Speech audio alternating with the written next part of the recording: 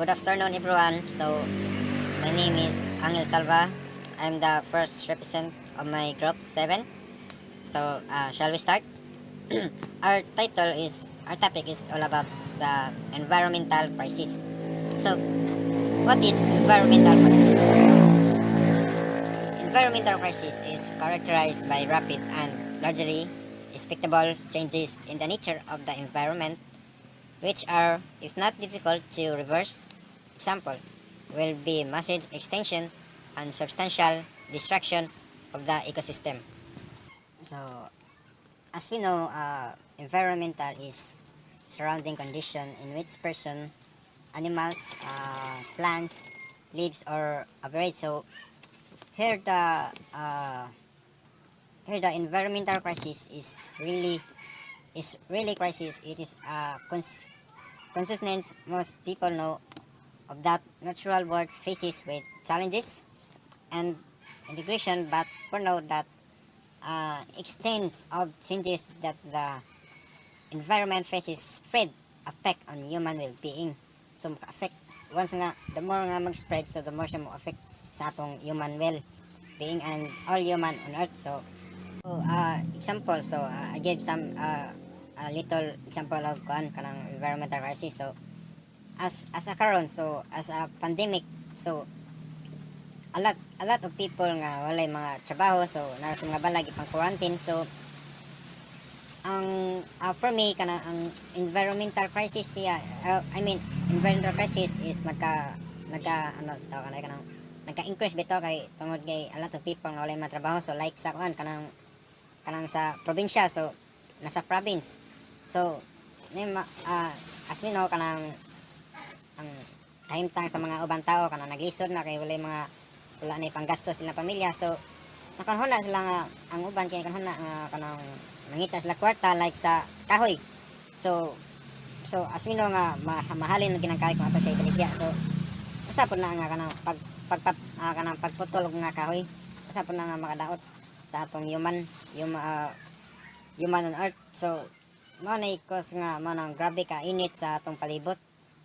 So another example is kanang sa Manila. So diba makita nga ang Manila is overpopulation magina sila. So ni mga daghang squatter diha. So dili lang kay squatter, mga bata po daghan na mga bata. So isa pud na nga mga ko, so kanang bitong mga basura. So itambak-tambak lang sa mga sa gasar, tambak dito, tambak doon. So mao na maka-cause po na siya kanang maka-cause po na siya og pollution. Sari-sari lang ang gipanguan, gipanlabay. So once nga maabot na ang time nga ting-ulan, so posibilidad gyud nga magbaha na siya. Na nagbaha na ang mga basura is manglutaw. So usa pa na is kana kay kana kung moadto na sa dagat, makadamage pa na sa atong mga coral reefs.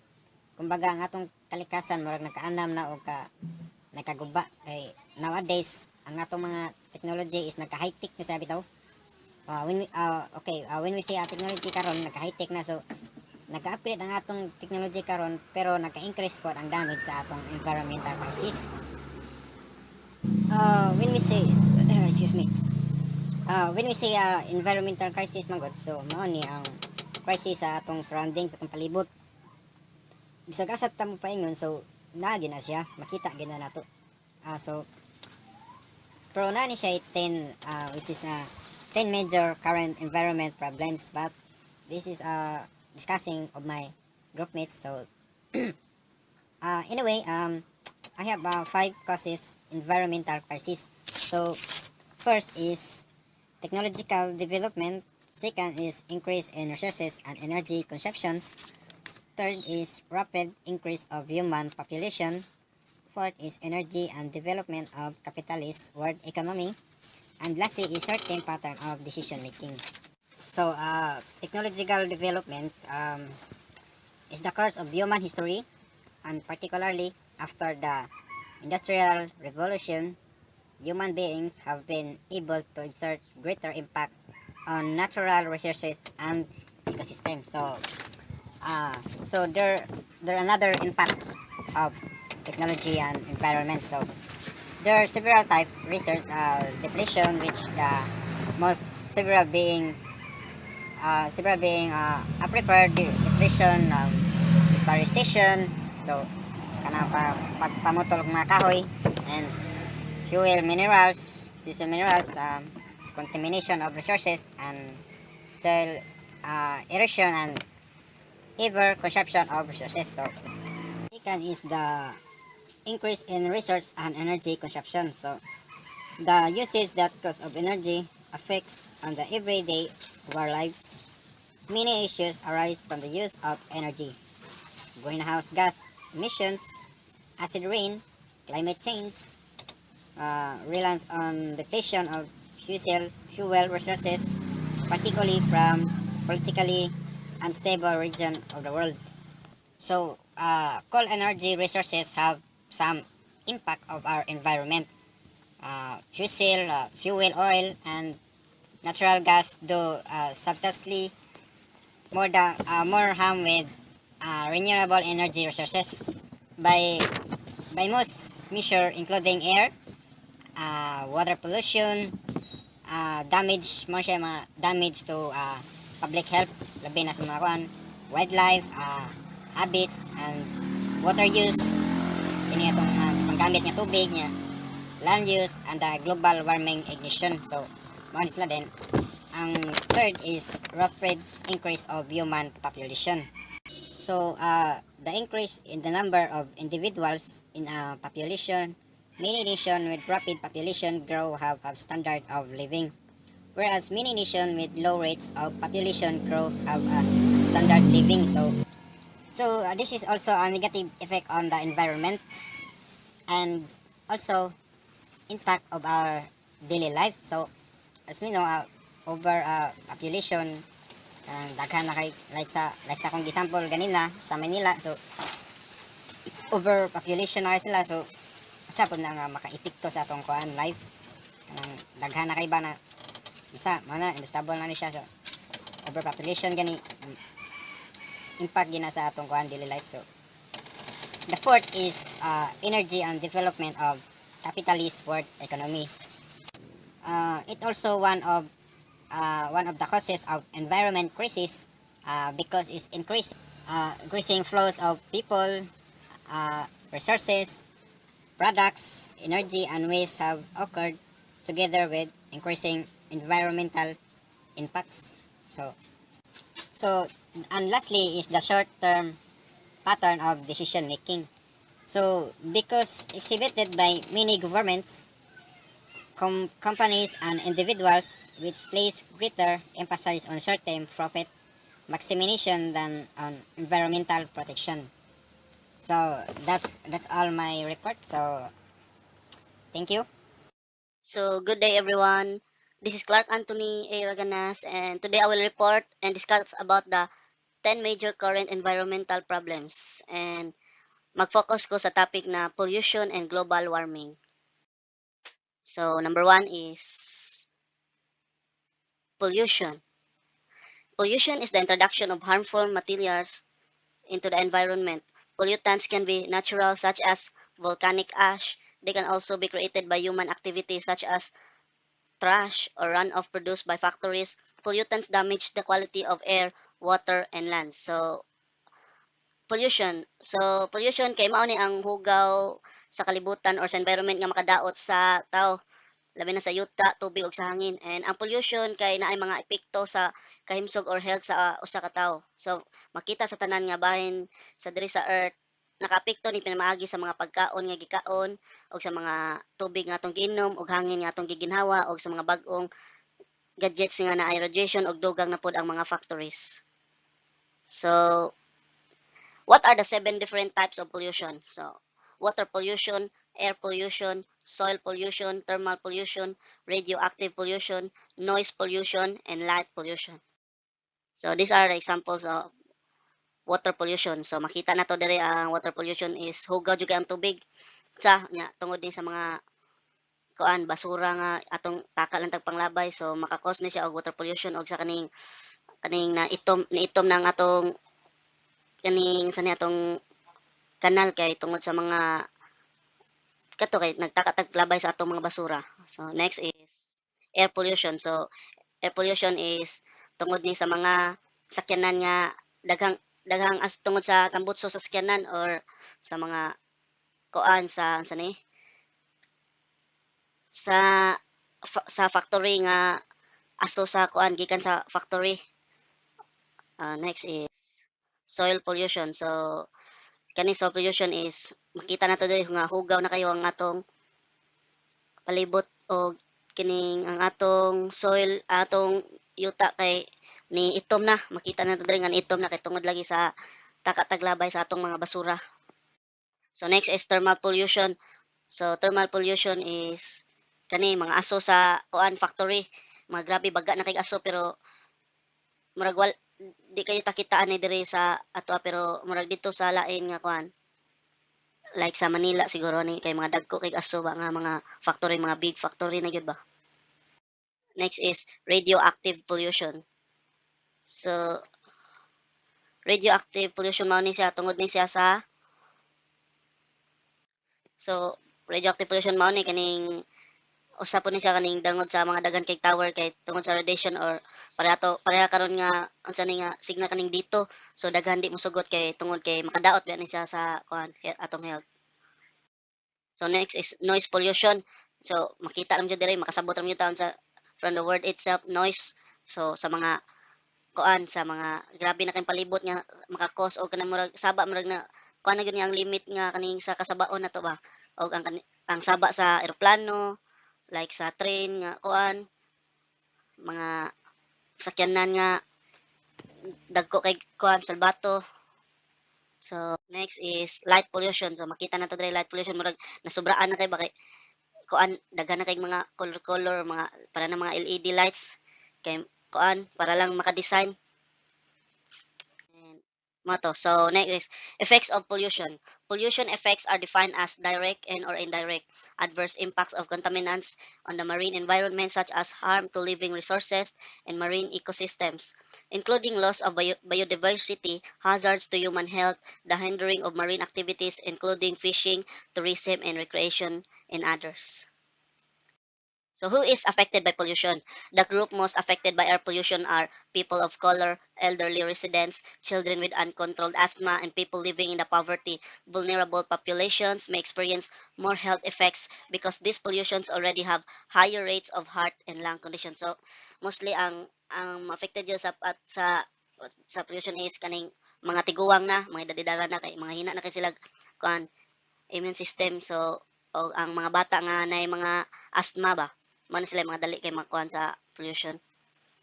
Next is number two is global warming. Global warming is the long-term heating of Earth's climate system observed since the pre-industrial period between 1850 and 1900 due to human activities, primarily fossil fuel burning, which increases heat trapping greenhouse gas levels in Earth's atmosphere. So sa una day kani ang global warming dili ra ni karon sa pag 1850s pa ni siya nahitabo. So what is global warming causes? Global warming is an aspect of climate change referring to the long-term rise of the planet's temperature.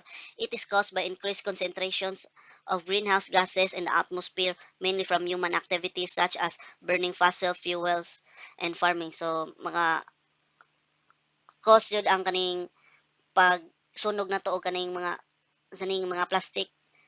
So, kahilig ba na nato dili labi na kanang wala itong basura nga dili kwaon sa kuan sa barangay nga kanang tikwa og basura nya mo to ay ang ato kuan is sunog-sunogon naman nato na so cause na siya global warming. So what are the five effects of global warming? The Union of Concerned Scientists separates the effect of global warming in five categories: people, fresh water, oceans, ecosystems, and temperature. So examples of global warming.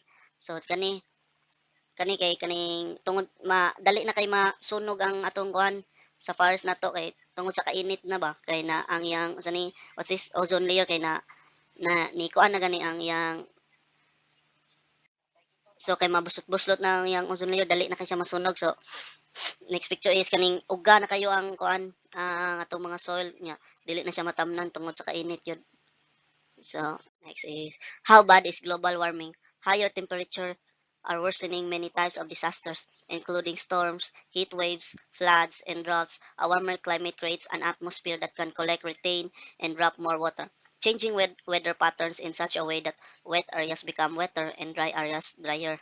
So dili lang kani sa init fulog o na sa kuan po ni sa kaning kabugnawon para sa gawas ko mas mubugnaw og maayo ilahang kuan magkabugnaw. So why should we stop global warming? Increases in pest and disease and more frequent and instant drought and floods, reduced availability of food, heat stress, cause poor yields or worse crop failures. Reducing short-lived climate pollutants give us our best chance to rapidly limit global temperature rise and reduce the risk to food security. So the question is, how can we stop global warming? So change light. Replacing one regular light bulb with a compact fluorescent light bulb will save 150 pounds of carbon dioxide a year. So ilisan na din nato ang atong bulb nga kani compact fluorescent kay makasave ta og 150 pounds of carbon dioxide a year. So, drive less. Walk, bike, carpool, or take mass transit more often. You'll save 1 pound of carbon dioxide for every mile you don't drive. So, kung doon lang kayo, pwede na ta maglakaw or magbike lang ta sa atong atuan para maka less ta og pound sa carbon dioxide. So, recycle more. You can save 2,400 pounds of carbon dioxide per year by recycling just half of your household waste. So, ato ipang recycle lang atong mga gipanggamit. Mga na makatabang po na nato.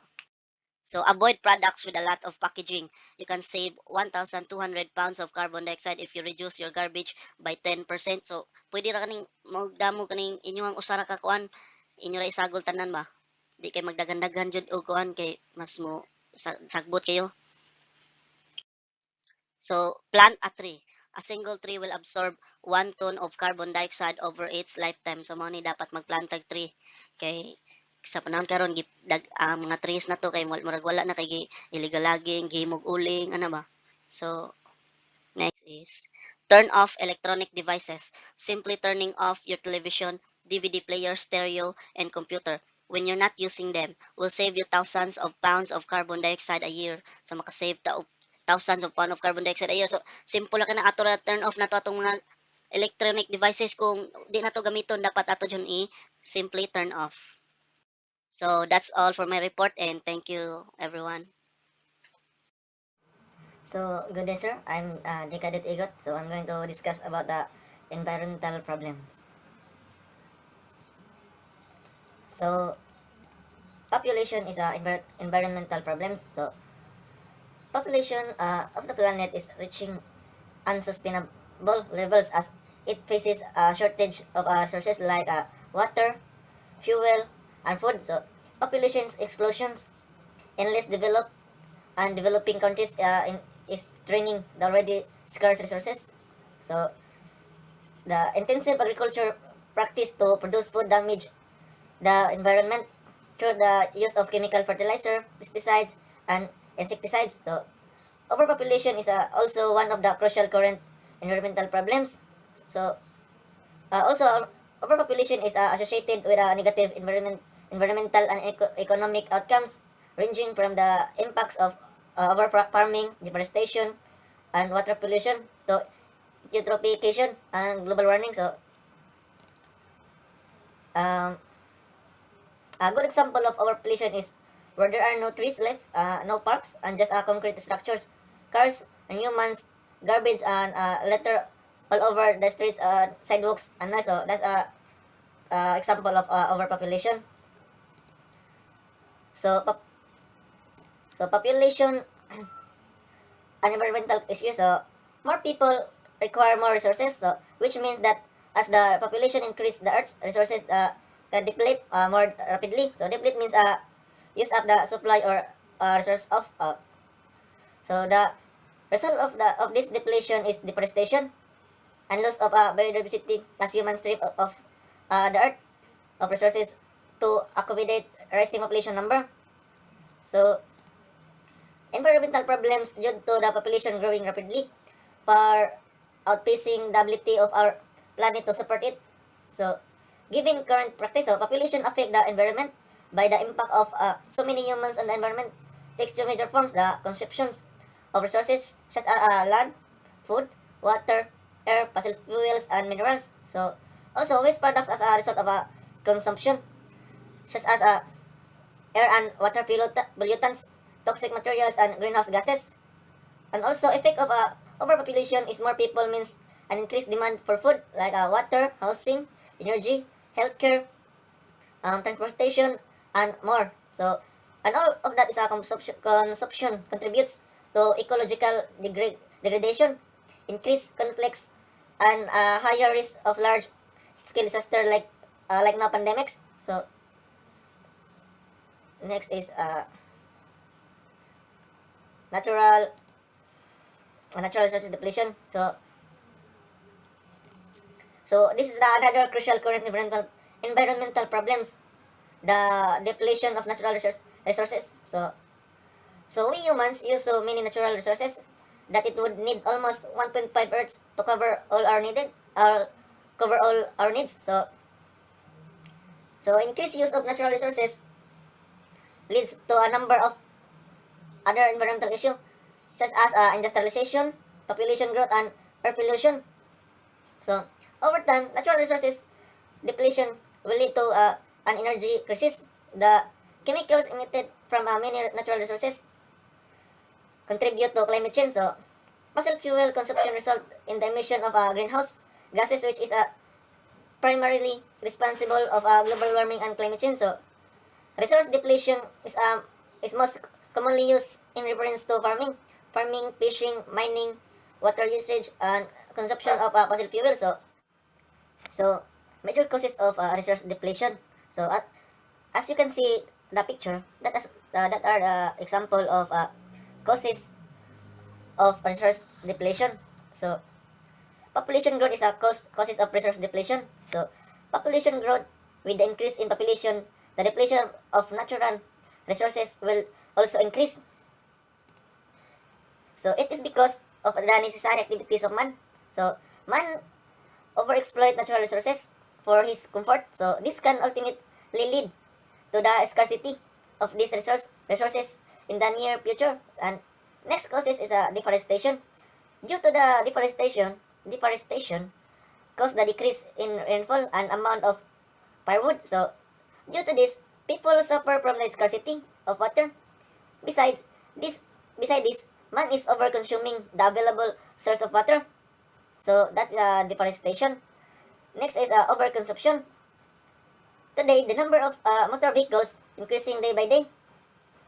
This needs a huge amount of petroleum and diesel. 1 liter of petroleum will be born out when a motor car runs about 10 kilometer distance. That the explanation of overconsumption. So next is man is a virus. This can be a cause also resources depletion. So that this man is a virus that destroy the resources. So as cancer destroy the humans, so humans destroy the natural resources of the entire world. And next is the natural calamities. So natural calamities like flood and drought cause the mass depletion of the natural resources. So example of this is a landslide named Jura landslide. So sweep away hell consisting a village within it in 2014 in Nepal. So that is a natural calamity. So last is the population. Population is one of the most destructive causes of the depletion of the natural resources. So example of this is the population in Bagmati and Vishnumati rivers in Kathmandu has led to depletion in number of fish and aquatic species. So that is a population. So example of resource depletion is deforestation. So deforestation is when we cut down trees faster than they can grow back. So this happened because of logging and land clearing or agriculture ranching, mining, and oil prospecting. So that's an example of resource depletion, and that's all. I'm Engine Cadet Lenjo Paul. My report is waste disposal. So, what is waste disposal problem? So, waste disposal problem is disposing of waste has huge environmental impacts, can cause serious problems. Some waste eventually run, but not at all. So, klaro naman na, kakataglabay. mabara gina sa itong mga drainage mo na usang problema sa Pilipinas, o di lang sa Pilipinas, hasta sa laing lugar. So, and in the process it may smell or generate methane gas, is explosive and contributes to the greenhouse effect. Leachate products and as waste decompose may cause pollution. So, mapako mo ginang uban mga sama sa mga pagkaon, dapat ato na itarong siya og labay kay makaapekto man sa ato ang pagkuan diri sa limuyo ba. So, what is the proper waste of disposal? Proper waste of disposal is a proper disposal involves committing to the waste segregation. Ato na siyang i-segregate og tarong naman tay non-biodegradable, biodegradable, o so before you dump all your old things and scrap to the bin, short out materials can be reused and recycled. Kani recyclable, gamit kay nato sa mas mga plastic. So waste disposal management of waste disposal is all the activities and action required to manage waste from its inception to its final disposal. From this includes, among other things, collection, transport, treatment, and disposal of waste together with monitoring and regulation. There are 6 types of solid waste management: municipal solid waste management, and hazardous waste management, and industrial waste management, and agricultural waste management, and also the biomedical waste management and waste minimalization management. So atong waste disposal gamit gyud kini sa asa, pero mo ni dakong problema sa Pilipinas ron sama ng mga bagyo, di nakatarong og flow sa atong drainage kay sala ra man sa ato kay ato am nang binuhatan.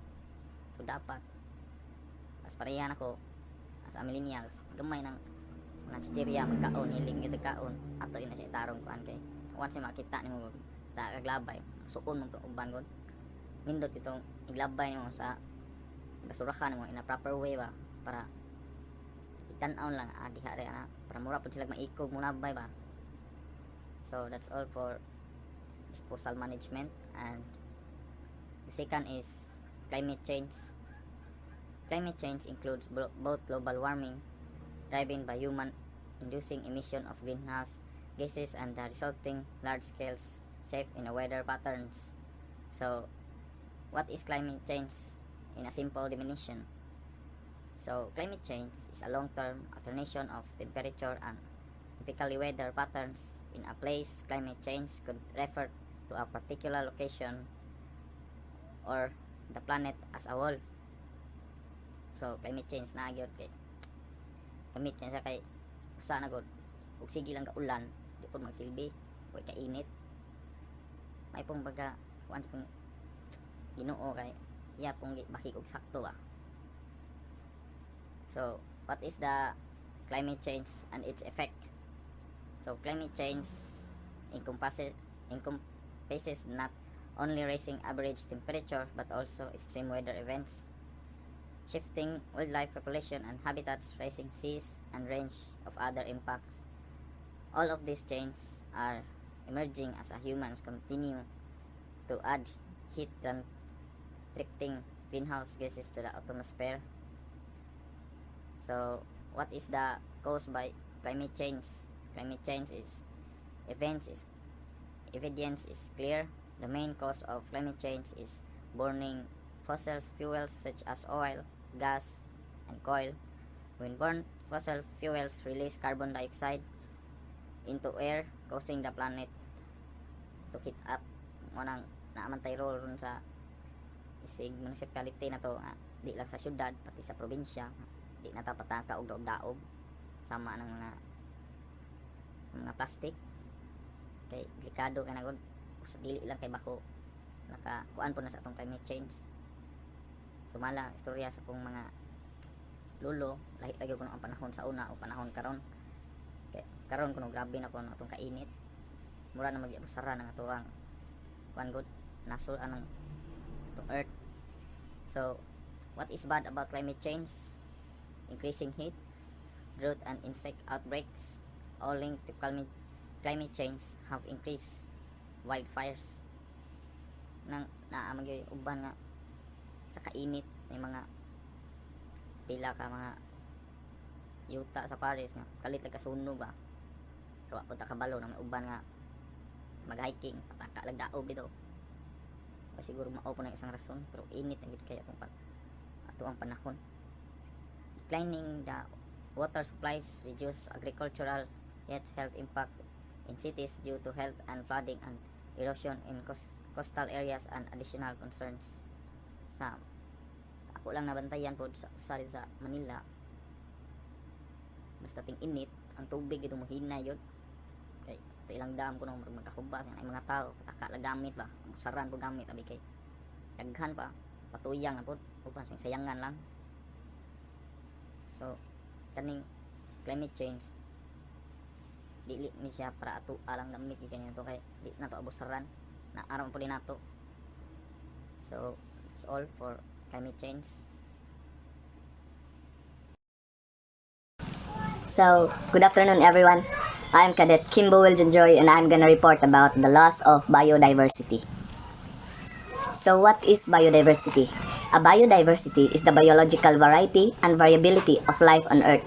Biodiversity is a measure of a variation at the genetic, species, and ecosystem level. So, biodiversity loss includes the extinction of species worldwide, as well as the reduction or loss of species in a certain habitat, resulting in a loss of biological diversity. So here in the Philippines, a good example of loss of extinction of species is the Philippine eagle. So Philippine eagle are belong to endangered species because of human activities. Human killed Philippine eagle just to eat. So that's why this kind of species are being fewer nowadays. Deforestation. Deforestation refers to the decrease in forest areas across the world that are lost for other uses such as agricultural, croplands, urbanization, or mining activities. So, our forests are natural sinks of carbon dioxide and produce fresh oxygen. Deforestation simply means of clearing the green cover and make the land available for residential, industrial, or commercial purposes. So, nowadays, many villages are being constructed in mountain area. So, I've seen a lot of village here in our place because I live in a mountain area where there are many kinds of trees, the fresh air, but now they are just killing all trees to construct a new building. So some here in my neighborhood, they just cut the tree without the permission of the government. So they are so we can say that they are also an illegal loggers. Thank you. That's all for my report. God bless all of you. So, hi sir, hi class. So, I am Engine Cadet Edward Lim and I'm gonna report the 9th and 10th of the 10 major current environmental problems. So,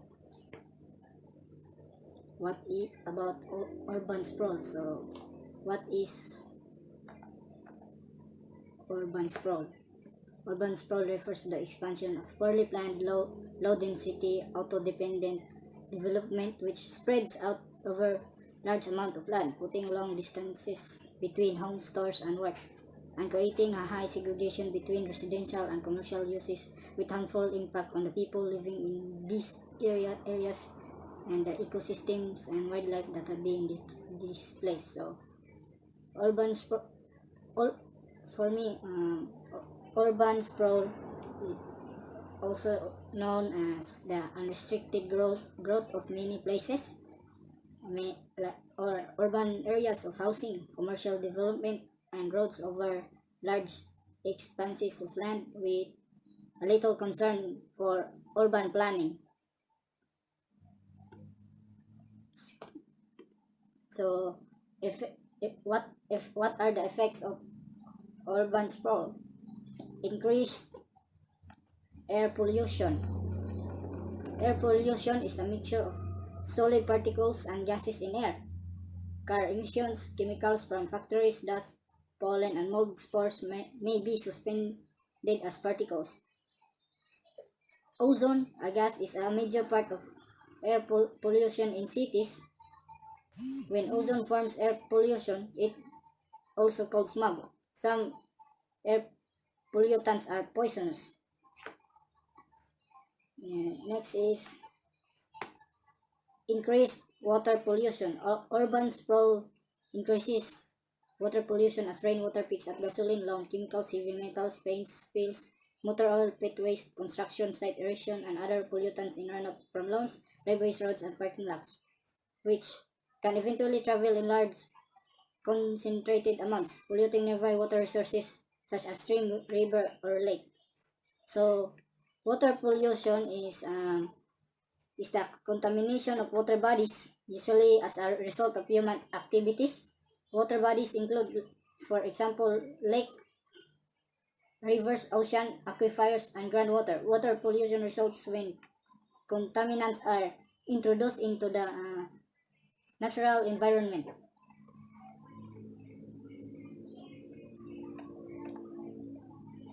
Next is increased water consumption.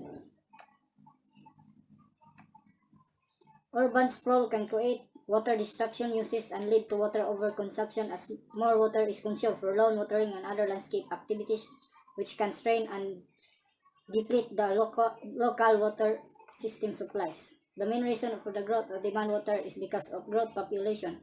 With increased wealth comes increased water demand. So, this is not only as a result of increased agriculture and industrial demand, but also through domestic demand, much of which is virtual water than stays hidden. Increased risk and damage from floods. Sprawling developments drain and destroy wetlands which absorb flood waters can be built into floodplains, which leads to higher susceptibility to flood waters. Urban flooding is a frequent phenomenon. Almost every city is vulnerable to urban flooding in a way or another, and urban dwellers are at high risk in urban environments. Farmland, vegetation cover, and bare soil have been converted into built-up areas. Urban flooding is a major problem in the many parts of the world, and is one of the most natural disastrous event which takes place every year, especially in the coastal cities. Urban flood being a natural disaster cannot be avoided. So the last part of the 10 major current environmental problems is the ozone layer depletion. Ozone depletion, gradual thinning of Earth's ozone layer in the upper atmosphere caused by the release of chemical compounds containing gaseous chlorine or bromine from industrial and other human activities. Ozone layer depletion causes increase of UV radiation levels at the Earth's surface, which is damaging to human health.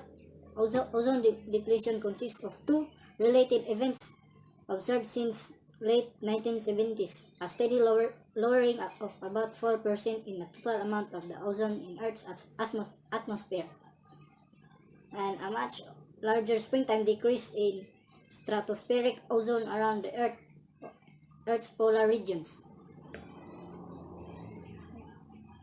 The main cause of ozone layer depletion, the main cause of ozone depletion and the ozone hole is manufactured chemicals, especially manufactured halocarbon refrigerants, solvents, propellants, and foam blowing agents. Since the early 1970s, scientists observed reduction in stratospheric ozone, and it was more prominent in polar regions. ODA substances have a lifetime about 100 years. So, ozone depletion occurs when chlorof- chlorofluorocarbons or CFC and halogens gases formerly found in aerospray cans and refrigerants or refrigerators. And relate also air condition can damage the ozone layer. Next is the effect of ozone depletion for humans and the environment. Ozone layer depletion causes increased UV radiations levels at the Earth's surface, which is damaging to human health. Negative effects include increases in certain types of skin cancers, eye cataracts, and immune deficiency disorders. So here's some two videos of my topics so you can learn more. Sprawl is the growth of cities. Urban sprawl, also called sprawl or suburban sprawl, is a rapid expansion of geographic extent of cities and towns. This is often characterized by low-density residential housing, single-use zoning, and increased reliance on the private car for transportation needs. Urban sprawl is also caused in part by the need to accommodate a rising urban population. However, in many metropolitan areas, it results from a desire for increased living space and other residential amenities. Urban sprawl has been correlated with increased energy use, pollution, traffic congestion, and a decline in community distinctiveness and cohesiveness. In addition, by increasing the physical and environmental footprints of metropolitan areas, this leads to the destruction of wildlife habitat and as well as to fragmentation of remaining natural areas. So, why does sprawl matter? Well, growth is inevitable in areas where people want to be and live in. So it's logical for growth to occur and expand outward, or is it? Yes, while sprawl contributes to growth, and more importantly, economic growth, there are many consequences with it. But, are these costs weighted though? Well, let's see. Sprawl means less walking, more driving, more energy consumption, more pavement, more built space. It also means for many people, less exercise, more pollution, and less green space. This all leads to a worse quality of life eventually. So, why is it so ideal? Close to the city, but within commuting distance, is very ideal for many. More so, the idea is not necessarily to slow sprawl, but more generally, how do we make existing places better? We're looking at smart growth. Well-planned developments that channel growth into existing areas by investing in cities and older suburbs, while preserving space and protecting the environment. This could also mean sustainable development, which is society, economy, and environment together, equally weighted.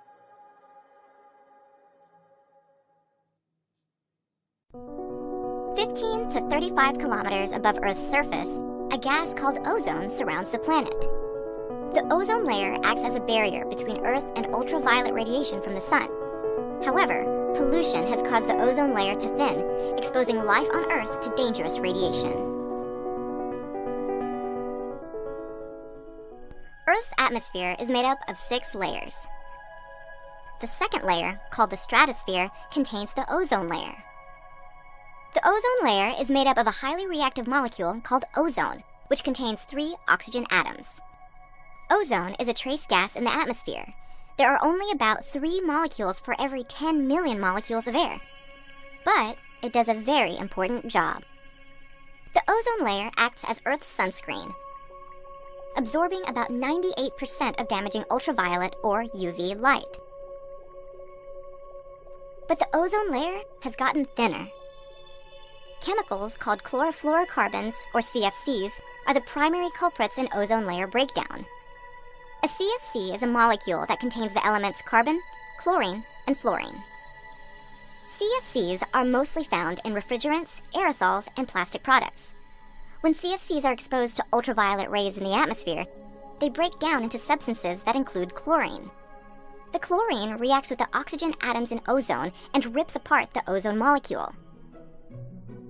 Areas of damage in the ozone layer are often called ozone holes, but that name is misleading. Ozone layer damage is more like a thin patch, with the thinnest areas near the poles. The ozone layer above the Antarctic, in particular, has been impacted by pollution since the mid-1980s. There, the region's low temperatures speed up the conversion of CFCs to ozone-damaging chlorine. About 90% of CFCs currently in the atmosphere were emitted by industrialized countries in the Northern Hemisphere. In 1989, the Montreal Protocol banned the production of ozone-depleting substances. Since then, the amount of chlorine and other ozone-depleting elements in the atmosphere have been falling. Scientists estimate that chlorine levels will return to their natural state in about 50 years. By then, the Antarctic ozone hole will shrink to smaller than 8 million square miles.